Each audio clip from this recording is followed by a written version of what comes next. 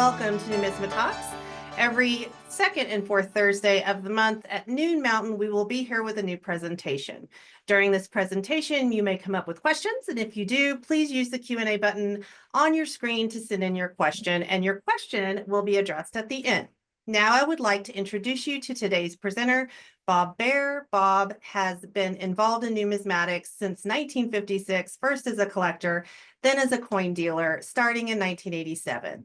As a boy growing up in northwestern Wisconsin in the 1950s, he began collecting coins that he received from his newspaper route, and a lifelong passion was born. Bair holds master's degrees in U.S. history and educational administration.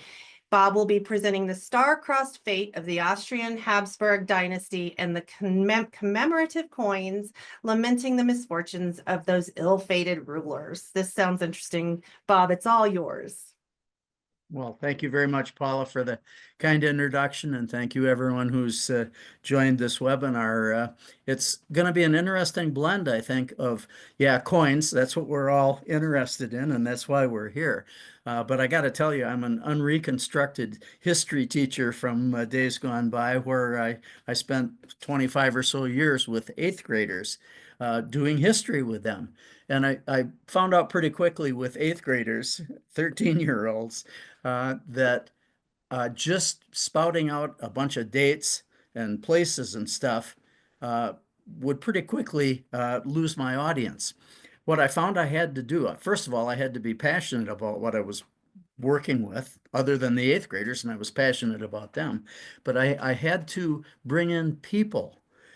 People that were just like them, that had some of the same advantages, disadvantages, faults, blessings, etc. But people that they could identify with in some ways, some way, and then also artifacts or things that they could handle or look at that would help bring an era or a person to life.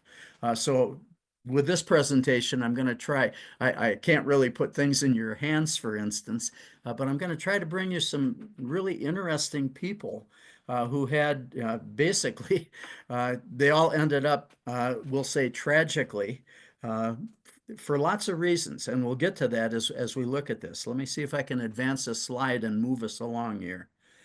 Okay, there's our first presentation slide, the star-crossed fate of the Austrian Habsburg Dynasty and the commemorative coins lamenting the misfortunes of these ill-favored rulers. The Viennese Mint in 1997 started a 6-coin series to honor and commemorate the Habsburg rulers who in 125 years, a fairly short period, 6 of them came to unfortunate ends. Pretty terminal for 5 of them, and just kind of a destruction of the world he'd known for number 6. But these people were commemorated nicely by the Viennese Mint with gold coins for royalty, for kings and queens, and silver coins for Habsburg royalty at a slightly lower level than kings and queens. Here we have the coat of arms, both of, on your left, the lion with his claws open was one of the early symbols for the Habsburg family, although there were all kinds of variations. Man, if you Google up the Habsburgs, every time a new generation of Habsburg rulers came along, they modified the coat of arms somewhat. It was still identifiable as a Habsburg lion in most cases, but individual variances occurred. Over on your right, here we have a 2-headed creature. This is representing from 1867 on, when Austria and Hungary joined together in more or less equal status to form the Austro-Hungarian Empire, which lasted until World War I. And that's where the bulk of our unfortunate rulers are going to occur, is from the period from the 1860s on to World War I. Well, who the heck were these guys? Man, almost 1,000 years. They were dominant as a ruling family. And now we see some social change happening in Europe over a period of of really centuries. Things started out as the feudal system back in the Middle Ages, where the common man serfs owed allegiance to a liege lord who protected them, but also, demanded that they serve in the army and pay taxes and whatever. Eventually, over much time, a capitalistic society began to form in the Habsburg Empire. Cities, merchant middle class, an industrial revolution, and as I put it, the Habsburgs were there. They were centered in what became present-day Austria and Hungary, and they were very good for a long time at maintaining power through various means like military might. They were very good at putting together alliances, protective alliances that would benefit them and keep them in power. And dynastic marriages were a favorite course, where, fine, if you had a son, if you were a Habsburg with a son, you'd try to find a potential wife for that son with a country where the dynastic marriage could take place and would potentially benefit both countries, but certainly if you're the Habsburg ruler, your country and your family. Here's where the geographical area we're talking about. If you take a look over on your left, the 16th century expansion period shows Habsburg influence and control scattered throughout Europe, but some pretty big chunks. Spain entirely, the lower part of Italy. This is long prior to Garibaldi and the unification of Italy and so on. It leads into the heart of the Habsburg Empire by 1914, where it's this huge chunk centered in what today would be Austria and Hungary and Czechoslovakia. You can see Prague up in the upper left corner in what was then Bohemia. There's an advantage to this for the Habsburgs, but a disadvantage too. If you look around at this map, you'll sense that there are lots of ethnic groups, different ethnic groups with different languages, different religion, different cultures that are, at least temporarily, content to be part of an empire controlled by the Habsburgs. That's going to change as nationalism in particular, the fires of nationalism in all these individual places with these individual cultures and individual almost nation states begins to grow and grow and grow to the point where there's a change from the age of empire. Well, all right, here's the spoiler alert, if you will, or the Cliff Notes summary, to take a look at the period 1793 to 1918, where we see 6 Habsburg rulers coming, in 5 cases, to terminal ends, and in one case, losing everything that he'd spent his life trying to promote. Start with Marie Antoinette. We're familiar with her. Dynastic marriage got her married to Louis XVI. She and he in 1793, as the oppression of the common French person was triggered by the overtaking of the Bastille in 1789, but it led to a revolution with its reign of terror and a beheading of 40,000 or so aristocrats or anyone connected with him. Maximilian, he was the younger brother of Franz Joseph, and we're going to see a slide on him. Franz Joseph ruled from the revolutionary period of 1848, when much of Europe was in turmoil, until his death in 1916. He was a force for the status quo, but Maximilian, his brother, had the opportunity and took a gamble on becoming an emperor in Mexico. We're going to see more on that. He ends up in front of a firing squad. Kronprinz Rudolf, a sad story. The guy had intelligence and talent, but for lots of reasons, starting with his parents, he was confined. He became a druggie. He had assorted mistresses. There was no channel, no place for him to expand himself. He was pretty much locked in. He ended up in despair. He ended up killing his then current lover and himself in 1889. There's a tragic end. His mom and Franz Joseph's wife, Empress Elisabeth. Just some incredible bad luck here. There was an anarchist who was looking to kill any aristocrat. He really was targeting the Duke of Orleans, but she came along first. We'll see more on that when we see her coin. And he thought, all right, here's an aristocrat. I'll kill her. He stabbed her to death. She was in the wrong place at the wrong time. Here's a biggie. Archduke Francis Ferdinand. After Rudolf's death by suicide in 1889, Ferdinand was the heir apparent to Franz Joseph's empireship, if you will. Remember, Franz Joseph died in 1916, and World War I started in 1914 because the spark that touched it off was when Gavrilo Princip, an 18-year-old Serbian nationalist, shot both Sophie, Franz Ferdinand's wife, and Franz Ferdinand, killed him. World War I caused 20 million people to die. In effect, one assassination triggered all of that.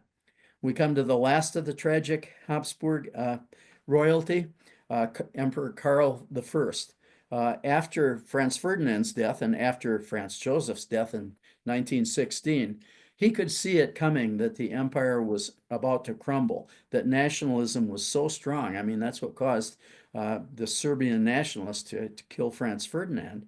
But he tried to maintain the crumbling empire by liberalizing and extending privilege to them that they'd never had before.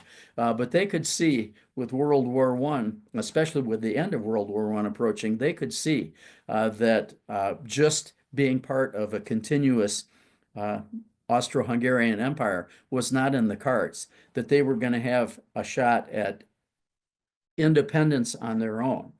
So that never worked out. Karl I basically saw his dream broken, and in 1919 with the Treaty of Versailles, sure enough, lots of those little, the empire was broken up. And not just that empire, the German Empire, the Ottoman Empire, the British Empire began to crumble. It took until after World War II for that to pretty much become the Commonwealth that it is today, but no longer the empire where Britannia ruled the waves and the sun never sets on the British Empire. So it was an era of big change for sure. All right, now here's a slide to show Franz Joseph. As I indicate at the top, he impacted the fates of 5 of the 6 for sure. Franz Joseph, wasn't around when Marie Antoinette was killed, but his influence impacted all the other 5. You either like him or you don't. You could say, well, he kept the empire together. What a guy. But you could also flip the coin, so to speak, and say, wait a minute. Yeah, he kept the empire together, but it's like having a pot of water on the stove where when you put a lid over the top of it and don't let the steam escape, the chances are pretty good that it's going to blow up at some point. And you could speak about Franz Joseph in both of those ways, depending on your perspective, and say, well, he's either a good guy or a bad guy or a bit of both. But inevitably, what he did or didn't do led to the ultimate dissolution of the Austro-Hungarian Empire, and he touched and influenced the fates of all 5 of the last 5 of the 6 Habsburg royalty commemorated in the coins. Well, now we get to the coins a little bit. Here at the top is a quotation from the marketing director at the Mint. The coins recall stories of personal heroism and tragedy, et cetera, et cetera. They made their mark on the history of a great European empire and the world at large. The Austrian Mint put out 2 coins a year, 1 gold, and as mentioned, that was for the emperor or an empress, the supreme royalty of the Habsburg family. 0.9995 fine gold, 16 grams, which translates to a little bit over half a troy ounce. And also each year a silver for other Habsburg royalty, not quite as exalted as an emperor or an empress, one silver coin, 999.5 fine, 20 grams, which translates to about 2/3 of an ounce of silver. And this was done for 3 years. They were all done in proof in limited mintages. Pretty small mintages when you think about it, although proof coins typically don't circulate. But the gold coins were made in quantities from 10,000 to 50,000, and the silvers from 40,000 to 65,000. Well, when they were issued, they all sold out. They only occasionally appear in the secondary market. I've managed to come up with 2 of the silvers for Rudolf and for Franz Ferdinand.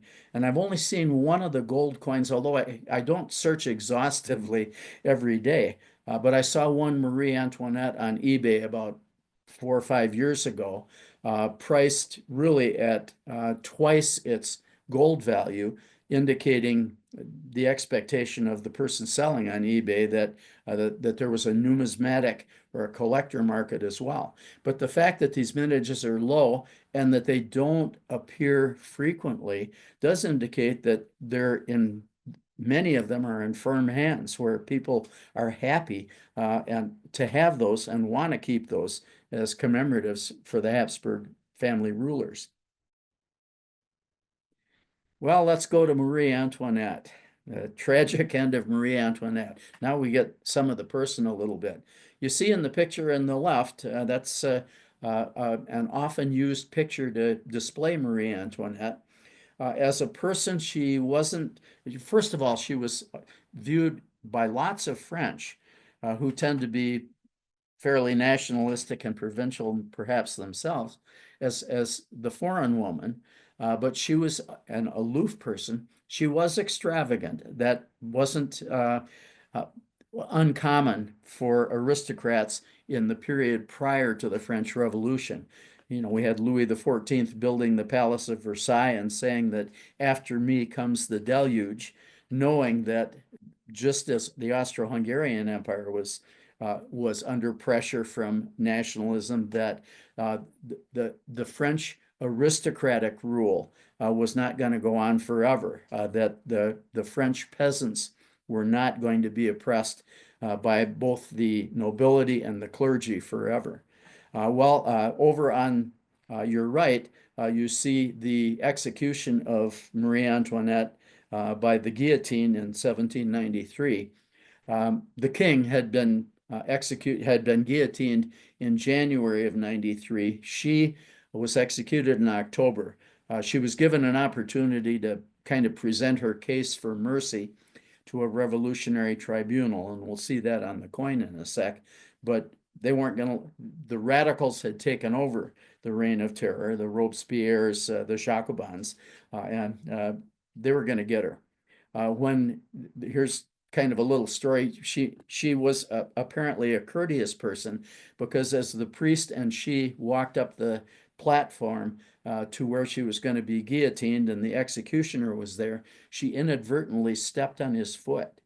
"Oh, pardonnez-moi, monsieur," she said. "I did not do that on purpose." Well, about a minute later, he on purpose did what he was supposed to do and beheaded the Queen of France. Here's the gold coin, about a half an ounce of gold, which was created to commemorate her. It was done with a mintage of 10,000, and I think this is my speculation, I think the Viennese Mint wanted to see if there was going to be interest in this series, so they kept the mintage relatively low. All right, on your left, you see what is presumed to be the obverse, you see a variation of Marie Antoinette that's very similar to that painting that you saw earlier. It lists her date of birth and her date of death, and obviously the date for the Republic of Österreich, or Austria, and a denomination.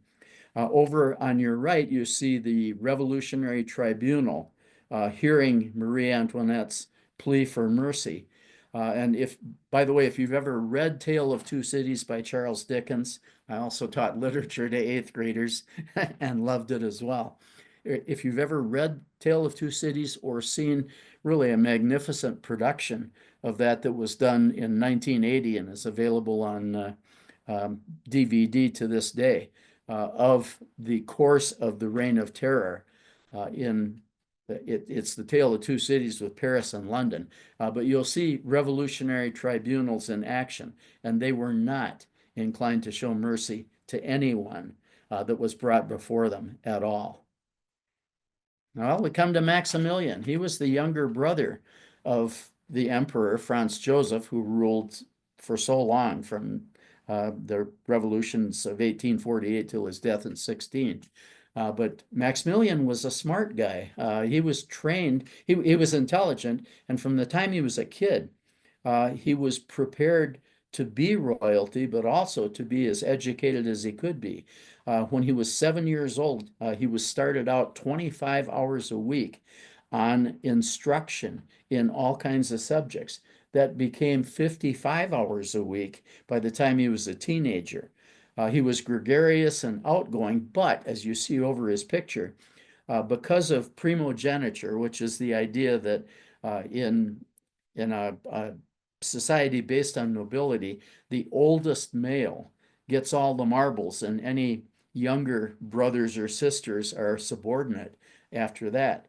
Franz Joseph was the older brother, so he got to be the emperor for all those years, all those decades. And Maximilian was given really token positions. He was head of Austria's navy. Yeah, they had one. It wasn't very big, and that kind of tells you something. He was an archduke, but he really didn't have much to do. And he had the opportunity, and we'll take a look at his coin to see this opportunity. He became emperor in Mexico, of all places. But all right, the firing squad picture that you see there, the support from the revolutionaries in Mexico that had supported him, plus Napoleon III in France, who basically deserted him, left him holding the bag, and a firing squad awaited him. So that was his end. 2 down, 4 to go. But here's the coin, all right?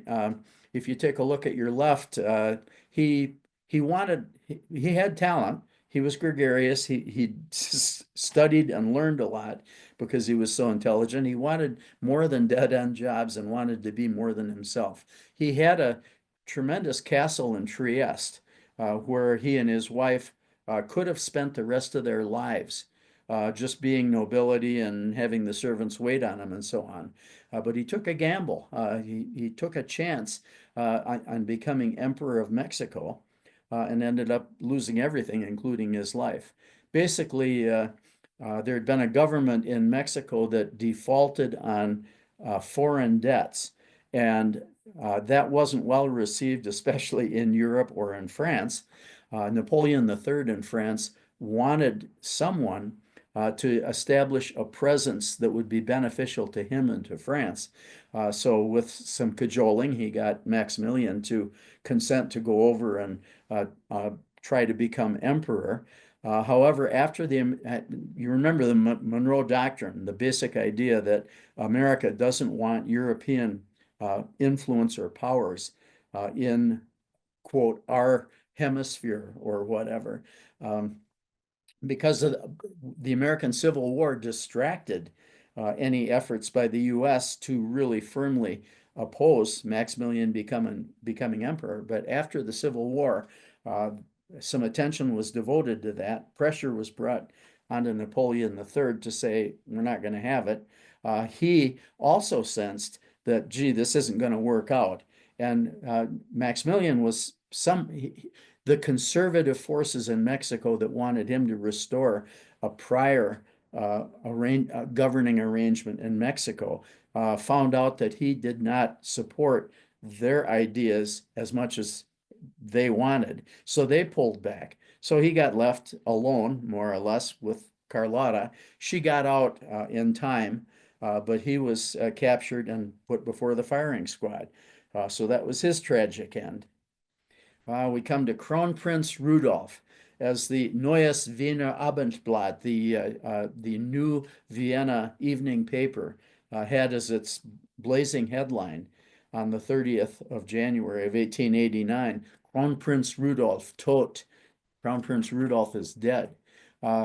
This guy also felt he had no place to go. He didn't get much, if any, paternal love from his dad, Franz Joseph, and his mother, Elisabeth, gradually moved away from him as he became a druggie and basically lived a wild life with all kinds of mistresses and so on. Basically, he had no place to go either. He was also he was more liberal than Franz Joseph, his dad. Rudolf, had been given some position in Hungary, not as Franz Joseph was the emperor of the Austro-Hungarian Empire and a king in Hungary, but Rudolf was put in charge of the Hungarian military, kind of the way you'd throw a dog a bone, I guess, but it wasn't enough, and it was another dead-end job situation. And for all those reasons put together, as a young guy in his 30s, he killed himself and his younger mistress, Mary Vitsera, on the 30th of January of 1889, feeling he had no place to go. Here's his coin, the third in the House of Habsburg series. It's a silver 100 shilling with a mintage of 40,000. The series was doing well for the Viennese Mint. But all right, here's the obverse shows Kronprinz Rudolf. This is a coin that I have because I've enjoyed reading about Rudolf and feeling sorry for him that he was as trapped as he was. And what you see on the reverse is the cortege bringing the hearse bringing his casket and his body out of Mayerling. There have been a couple Hollywood movies made on Rudolph's situation, one of them called Mayerling, named for the castle where he murdered his mistress and killed himself. But it's shown on the coin. It's a nice silver coin. I'm glad I have it. Now we come to Elisabeth, attractive. She did physical training, which was unusual for a woman in the 19th century for sure. She wanted to keep her beauty and her figure, so she was doing yoga and what might pass for yoga today. She watched her diet, etc., etc. She was Franz Joseph's wife and the mother of Rudolf, but she became a Habsburg tragedy where she was getting ready to board a steamer in Switzerland, in Geneva, where this anarchist who just had decided, I'm going to express my views as an anarchist by killing some royalty, and I'm looking for the Duke of Orleans, who was supposed to have been there as well, but he saw Elisabeth first. And there you have a contemporary picture of him stabbing the Empress Elisabeth to death. Here's her coin. Once again, a gold coin because of her extremely high position. Mintage of 50,000. Remember, Marie Antoinette's had only 10,000. But the series is catching on because a lot of people in Europe and elsewhere are interested in the Habsburgs and in their tragedies. As they've developed. But all right, as the heading says here, she was in a marriage of convenience, another one of those dynastic marriage things to Emperor Franz Joseph, but it wasn't a happy marriage. She, Elisabeth, spent as much time as she could traveling because she didn't want to be with him. And the Viennese aristocratic social society was very rigid and unbending, as I put in the caption. And she never quite fit in with that and was never quite comfortable with that, even though she was an empress and the wife of the emperor. She traveled a lot. Well, her last trip was 1898, Geneva. Randomly, she was in the wrong place at the wrong time. She's about to take passage on a Lake Geneva steamship, and the anarchist finds her and kills her.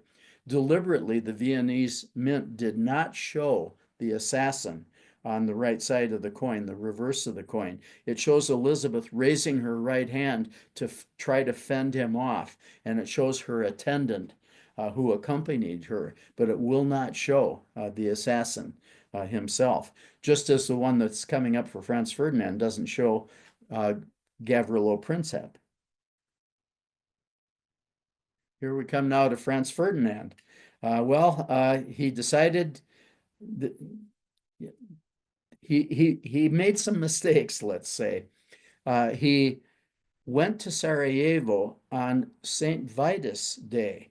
St. Vitus, as it turns out, was the patron saint of Serbia, because in the 1300s, a Serbian had assassinated an Ottoman official. I don't know if it was the emperor or whatever, as Serbia was then under Ottoman control. And that guy became a hero, and St. Vitus became the patron saint of the Serbians.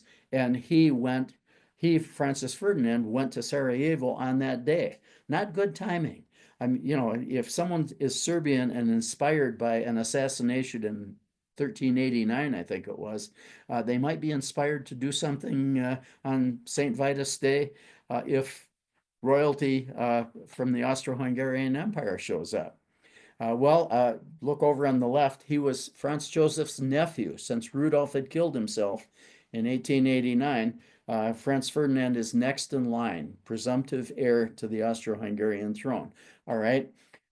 As they're in Sarajevo and part of kind of a procession, a royal procession of several cars, there were half a dozen would-be assassins that had formed. Gavrilo Princip, the guy who ended up killing both Franz Ferdinand and his wife, was kind of the leader of the pack.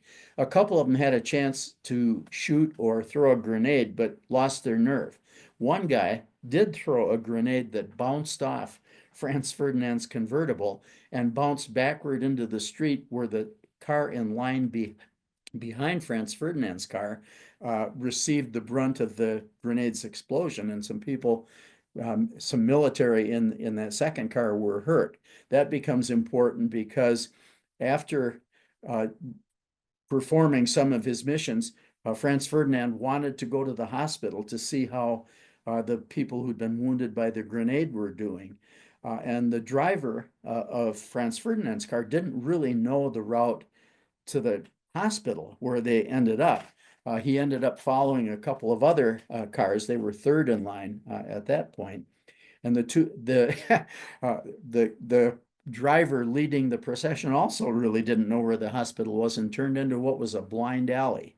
The second car went into the blind alley, and Franz Ferdinand's car went into the blind alley. The three realized, oh, we have to back up and turn around. The driver of Franz Ferdinand's car managed to kill the engine. Who is standing 5 feet away on the curb? I mean, the 6 assassins had spread themselves out along the route where they knew, or were pretty sure, Franz Ferdinand was going to go. Gavrilo Princip, with a Browning pistol, was standing 5 feet away from Franz Ferdinand's car when the driver killed the engine, so the car stops. Franz Ferdinand and Sophie become immediate targets and are killed by Gavrilo Princip from a distance of 5 feet away from them. So there's the assassination and the end of him. Here we have the Franz Ferdinand coin with a portrait on the obverse of both of them. Once again, it's a mintage of 50,000. The series is doing really well, but Franz Ferdinand and Sophie are the start of what becomes over 20 million deaths in World War I.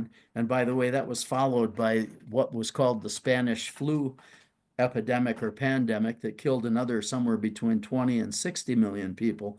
So this was a rough period, the end of the 19-teens and the early 1920s. Tough time for the world. But all right, now you see on the reverse the touring car that Franz Ferdinand and his wife Sophia are about to get into. And once again, they're not showing the assassination or the assassin himself. They won't do that honor to that person.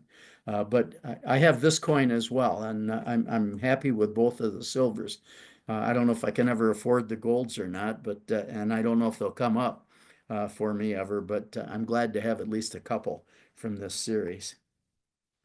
Well, there's a larger tragedy of World War I, and I considered a really underrated and unappreciated and misunderstood war in a lot of ways. As the caption mentions, there's not a World War I memorial on the mall. There is one that's not far from the mall, but it's kind of amazed me, and I'm pleased and proud of all the wars that are commemorate the Vietnam Memorial and so on that are commemorated on the mall. But I've always found it amazing that there wasn't one for World War I. Well, it was 20 million dead and about 117,000 Americans, which is about twice as many as were killed in Vietnam. And while it ended in a way, the causes, things like nationalism and imperialism and an arms race and all that historic sort of stuff reemerged, gave us Hitler, gave us a Germany crushed by the Versailles Treaty, for instance, and with time for a new generation of young men to rise up to be killed, we got World War II. The pictures show 1914, and man, every country entering into World War I was convinced, that they were going to win, their side was going to win, and that their troops would largely come home with medals on their chest as heroes. And it would be in a short time, just a few weeks or months. So here are British troops marching off, all smiles, ready to be heroes. Well, by 1916, it's clear this war isn't going to end anytime soon. And the reason, a big part of the reason, is that all the sides participating had the same very effective killing technologies, long-range artillery that was quite accurate, that was responsible for many of the soldiers' deaths, things like poison gas. These are our British troops. These guys are never going to see it again. Some of them are going to die if they inhaled enough of the gas. Chlorine gas, let's pick chlorine gas because it's easy to understand even with a small recollection of high school chemistry, for instance. If you take chlorine gas, which is Cl2, and there's water, H2O, one of the byproducts of Cl2 plus H2O is HCl. And you people will remember from high school chemistry that HCl is hydrochloric acid. So your eyes, your mouth, your lungs, anywhere that there's water, if you inhale or come in contact with chlorine gas or phosgene gas or mustard gas, any of those that produced acids, you're in bad shape. These guys are in tough shape. You can tell the blind leading the blind is what it amounts to, as they're going to an aid station that really can't do much for them.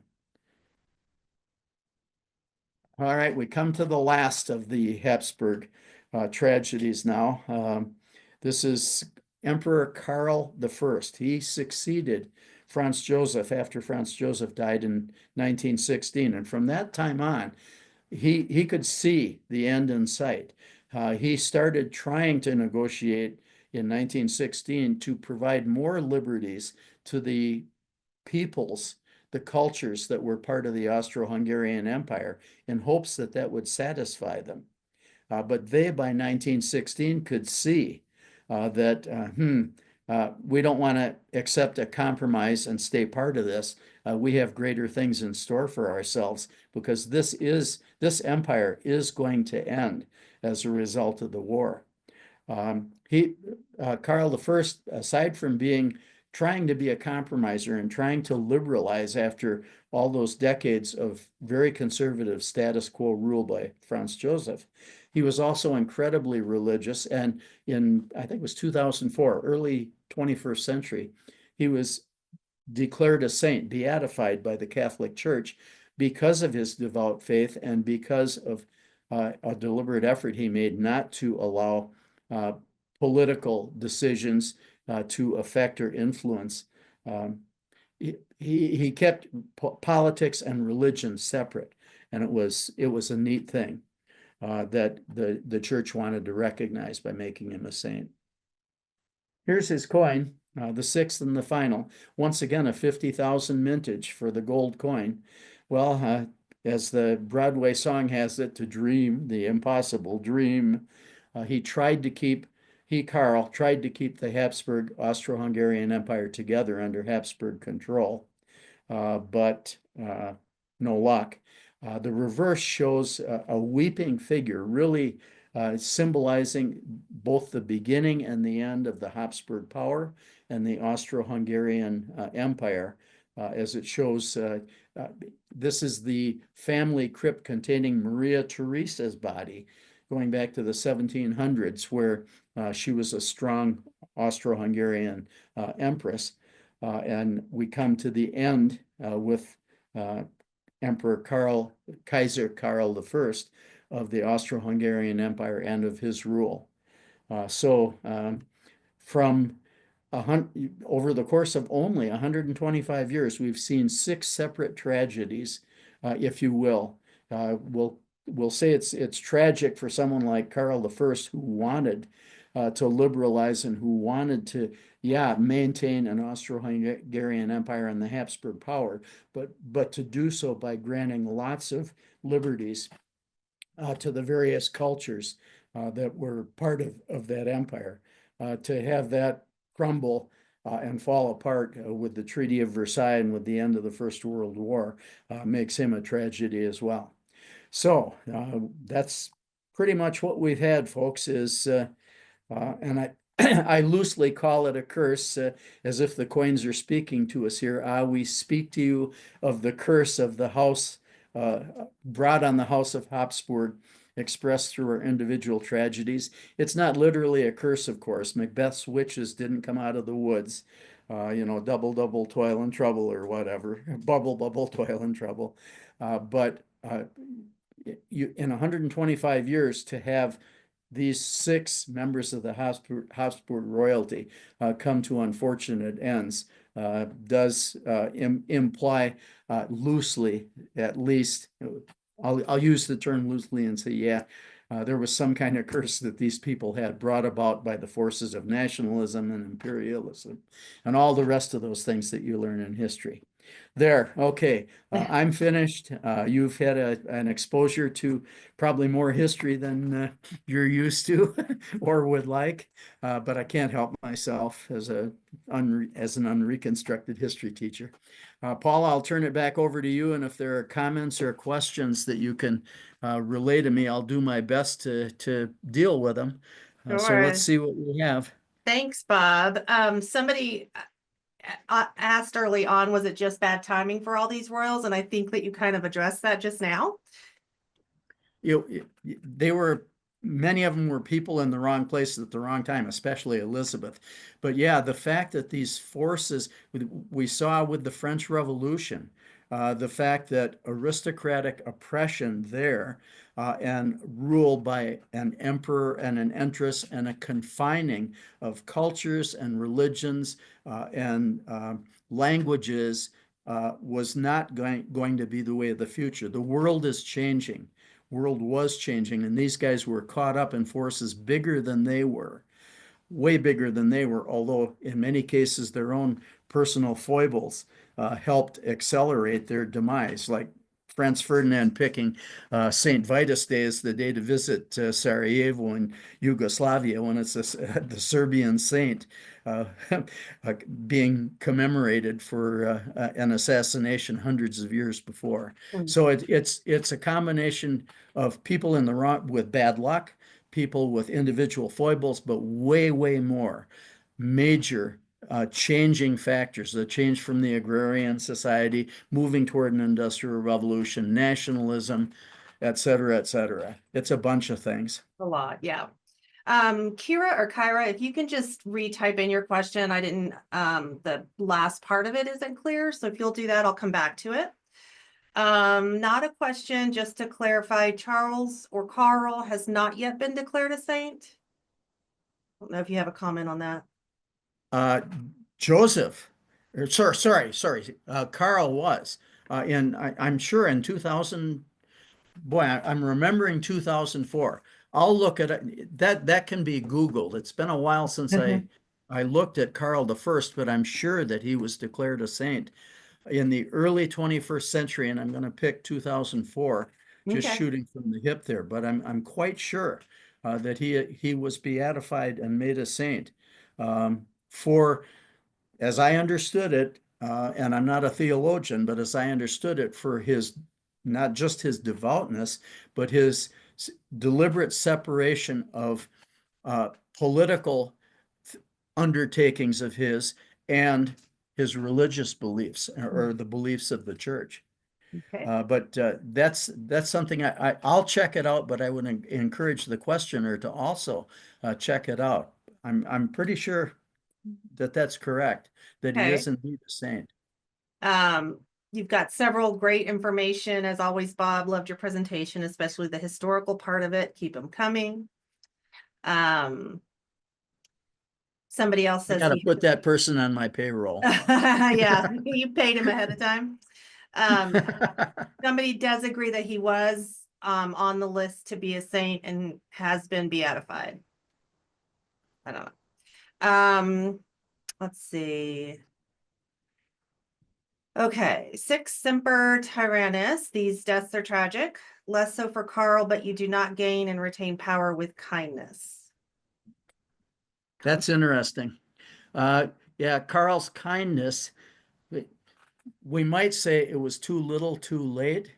But on the other hand, even if someone like Franz Josef in, say, the 1860s had started to liberalize and relax things, would that have changed the ultimate desire of the Serbs, the Montenegrins, the Bosnians, and all the rest to eventually become independent and autonomous on their own? That's one of those, hypothetical history questions.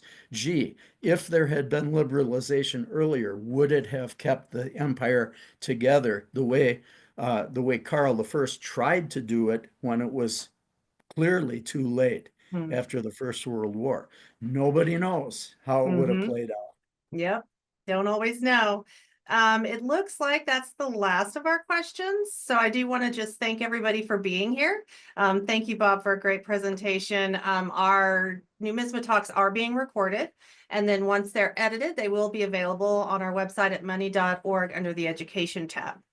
Please be sure to check for future programs on our website at money.org under the Education tab. We do have a whole week's worth, Monday through Friday, of NumismaTalks coming for National Coin Week towards the end of April. So you can just go on and find all of those that are available on our Education tab. And I just wanted to say this was a commenter. I'm a middle schooler who loves coins and history. This was great. Thanks. There you go. Love to hear that from a middle schooler. That's right. That's a great way to end. So I'm going to say thank you, Bob, and thank you everybody that was here, and have a great day. Thanks, everyone.